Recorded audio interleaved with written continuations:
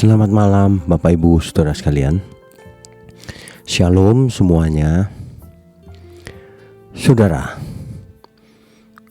kemarin saya bertemu dengan seseorang. Ia mengatakan bahwa ada dua pendapat tentang kehidupan setelah kematian.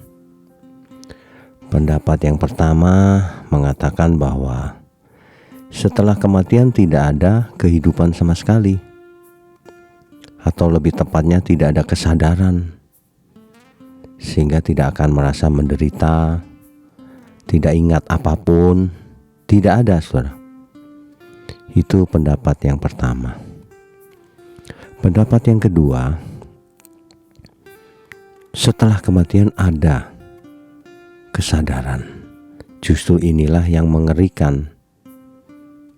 Rupanya hukuman kekal itu ada dalam kesadaran. Manakah yang benar?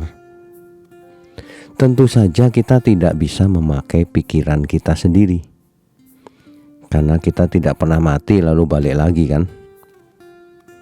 Meskipun ada banyak orang yang bersaksi ya sudah mati berapa menit atau berapa jam, lalu kembali lagi.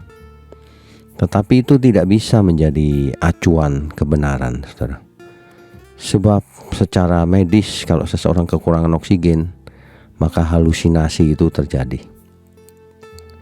Jadi bagaimana kita mengetahui mana yang benar?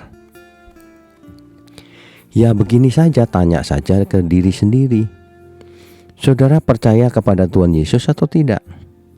Pribadi yang turun dari surga, lalu mati, turun ke alam maut, ke Hades, lalu bangkit lagi. Nah, kalau saudara percaya, sederhana saja, saudara. Apa yang Tuhan Yesus ajarkan tentang hal ini? Kan begitu, ya. Nah, Tuhan Yesus sendiri mengajarkan ada seorang kaya dan Lazarus. Lukas pasal 16 ayat 22 sampai 23. Saudara, saya anjurkan untuk baca satu perikop lengkapnya. Kemudian matilah orang miskin itu, lalu dibawa oleh malaikat-malaikat ke pangkuan Abraham.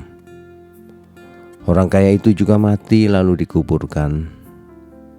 Dan sementara ia menderita sengsara di alam maut, ia memandang ke atas. Perhatikan, saudara. Ia masih sadar. Bahkan ia ingat akan saudara-saudaranya yang masih hidup. Ini yang cerita Tuhan Yesus loh, saudara. Dan ia merasakan penderitaan, kesakitan ya. Ia dapat mengingat hidupnya dulu. Ia dapat bicara, sedangkan Lazarus ada di pangkuan Abraham. Ini adalah dunia roh, saudara. Sebab kalau tubuhnya ke kuburan, ya. Jadi jangan anggap enteng. Setelah kematian masih sadar, justru itulah hukumannya. Orang fasik menuju penghukuman, orang benar menuju penghiburan dan damai sejahtera bersama Tuhan. Coba direnungkan hal ini, saudara. Selamat malam, selamat beristirahat. Tuhan Yesus memberkati. Amin.